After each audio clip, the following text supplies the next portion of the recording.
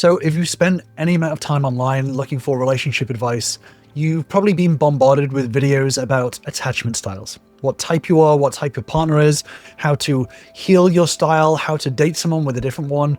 But so much of that advice is confusing, contradictory, or just keeps you stuck analyzing instead of actually changing your relationship. So in this video, I'm going to show you why your attachment style isn't the thing that's keeping you stuck. And I'm going to give you 5 small daily actions that actually rebuild trust, attraction, and emotional security, starting with you. So for those of you who don't know, what are attachment styles? So attachment styles are labels for patterns that you have developed, usually in your childhood, that supposedly shape how you connect, how you trust, and how you respond in close and essentially romantic relationships. Now, sometimes these are missold as personality types, but the truth is that they are essentially just survival strategies that people have developed. And there are 4 main ones. There's secure, which is supposedly the perfect one. There's anxious, which is someone who looks for closeness. They fear being abandoned or overthink or overreaches. There's avoidant, which is someone who pulls away when things get too close. They protect their independence. They struggle with emotional intimacy. And then there's fearful avoidant, also known as disorganized, which is want love but fears it and swings between anxious and avoidant behavior. So what does this all mean? The truth is, I've done a lot of videos on attachment styles and some of the flaws that attachment styles bring, which I'll link to up above and in the description down below. But ultimately, most people don't sit perfectly in one box. So the idea that these simplified labels are there to help, often because people don't sit in one box and can sometimes move around this box. And that kind of means that they become kind of useless. But most importantly is that these aren't fixed. These are not personality types. These are labels to describe behaviors, but these behaviors change over time. So I want to be very clear with this, is that when it comes to attachment styles are not your identity. They're also not your partner's identity. These are simply labels for patterns, and oftentimes they can bring a lot of problems with them. When you fall for this idea of attachment styles, you end up labeling your partner and treating them like a label rather than a human being. And it can happen for yourself as well. When you think that you're a certain attachment style, you think that it's fixed and you don't necessarily put in the right actions to change your patterns. Ultimately, these can offer some sort of explanation as to why we react in the ways that we sometimes do, but they don't define who we are or what we're capable of becoming. The truth is that most people don't just have some single attachment style. They have different styles with different people. And that's the most important thing, is that they have different styles with different people. They have sometimes one regular style that they go to under stress, or they can have a mix that changes with context. Trying to chase some perfect, correct style or labeling your partner's behavior just keeps you in analysis mode, and it doesn't actually help the relationship. So before I break down the 5 processes that will help you to build a secure attachment style, there are 5 daily processes that you can perform every single day that will not only help your own attachment style, but also help to make your partner feel more secure as well. So before I jump into that, I want to break down some of the biggest myths about attachment styles. The biggest myth is, if I just find some securely attached partner, I'll be fine. The truth is that if you don't build your own self-security, you can end up sabotaging even the safest connection. Having a partner who has a secure attachment style will not help the relationship unless you also work on yourself. Secure people won't stick around for inconsistency or reactive or over-functioning behavior. The second myth is the one that a lot of people tell themselves. I'm just anxious, I'm just avoidant, that's just how I am. Or my partner is just anxious, or my partner is just avoidant. The truth is, even if you perform these behaviors, your patterns aren't your personality. Your brain is plastic. If you look up something called neuroplasticity, that is our brain's ability to change and grow. So even if you have built an attachment style or an attachment tool, this means that it can be unlearned because it was learned in the first place. And this means that your brain can be retrained. The third myth is that attachment styles mean ultimately incompatibility. We have just incompatible attachment styles. But the truth is that most clashes aren't about attachment styles. They're about specific behaviors and triggers within each other. Most of the patterns in relationships can be broken when one person starts showing up differently, and that whole system, the relationship system, begins to shift. But there's another myth which sticks around quite a lot, which is if I understand my attachment triggers, I'll stop acting on them. But again, the truth is that insight into yourself without any sort of practice doesn't do anything. It's just like a personality test. You don't rewire your behaviors with journaling. You rewire it with small, specific behaviors over time. You have to change your own system, which again, I'll talk about in our processes section, but you have to change your own system and processes in order to change your patterns. So what are these processes? Well, there's 5 processes that you can do every single day, regardless of attachment style, regardless of your relationship status, that will help you to not only build security within yourself, but build security within the relationship. The first process is grounding before contact. Now, this may sound a little complicated, but it's quite simple. This is essentially calming your nervous system before communicating in any way, especially if you generally feel anxious or reactive or uncertain. Maybe you're reaching out to an ex-partner or a current partner that you feel nervous around. Grounding yourself is so crucial.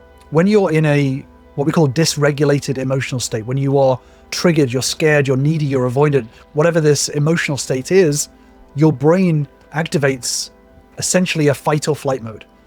That is not the time to make connection. That is not the time to communicate, because you're likely to act on fear instead of a clear mind. And there is psychology behind this. This is ultimately self-regulation and what you call interoception, which is noticing what's happening in your body. This is building self-awareness to return your body to a calm, connected, grounded state.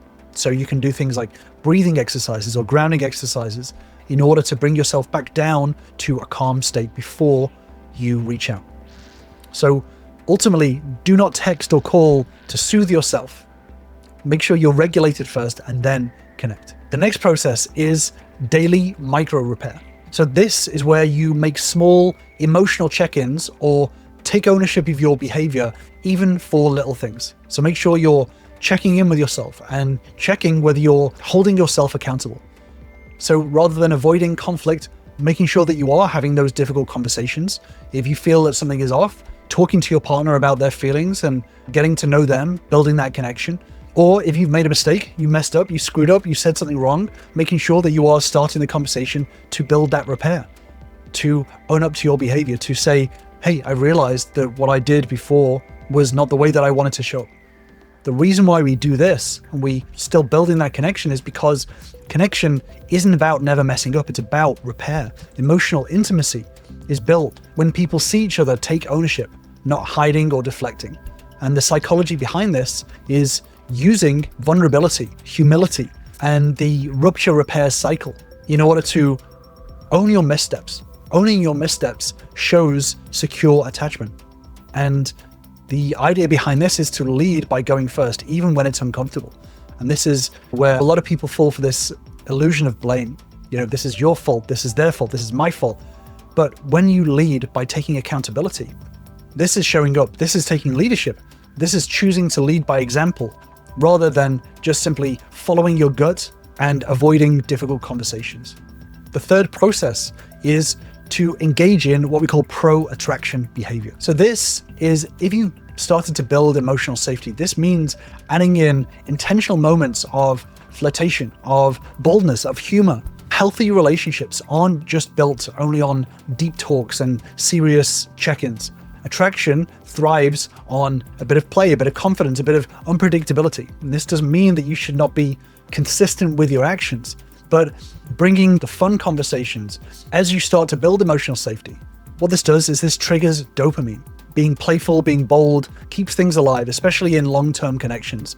Novelty is necessary for ongoing desire, because the core of this is that attraction is something that you create, not just feel.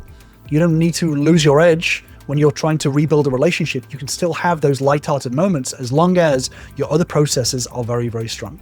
The fourth process is what we call non-transactional curiosity.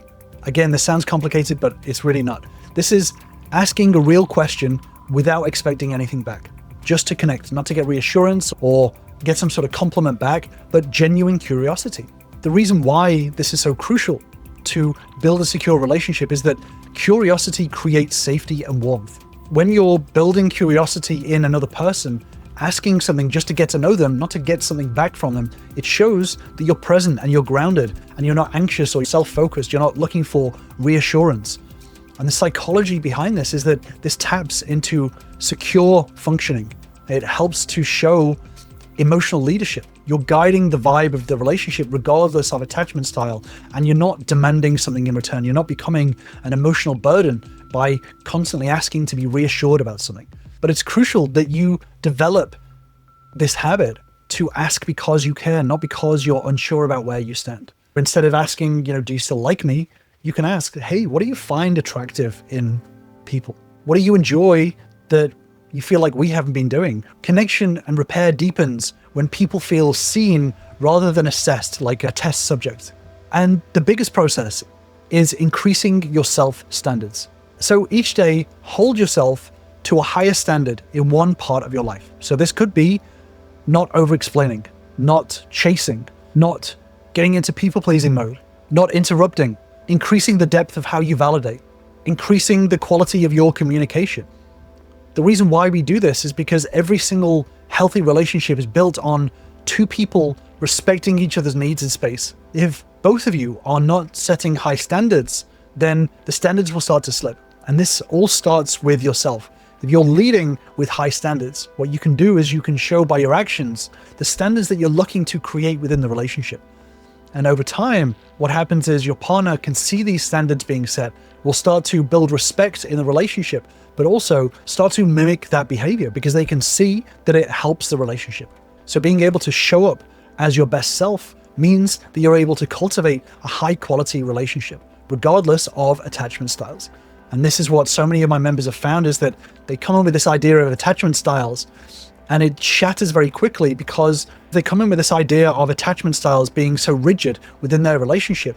And once they realize that attachment styles are fluid and ultimately become very meaningless over time, they start to focus on the processes that do have an impact on the relationship.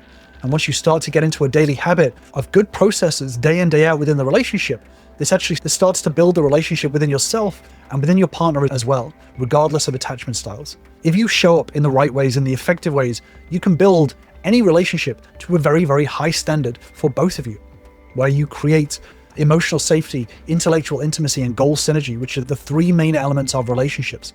And if you do want to know more about that, then join me on my relationship bootcamp, where I break down those three elements and how they interact with each other in order to repair, reconcile, and regrow a relationship. This is where all my members start. And if you want to join us, just click on the link in the description. So being able to set the standard for each of these three elements within the relationship, counterintuitively start to generate that. And over time, as you lead the way, you both start to follow the same pattern of building that relationship, of building very high standards for each other, and ultimately the relationship overall. And relationships are very much about holding a high standard. I've actually done a deeper dive video on that if you want to learn more about that. But building very high standards in a relationship is a process within itself. This is not just building some standard in your mind and hoping for the best. This is about doing it very deliberately every single day and cultivating that environment for you both to start showing up in your best way. So I'm going to leave you with that deep dive video, and I will see you over there.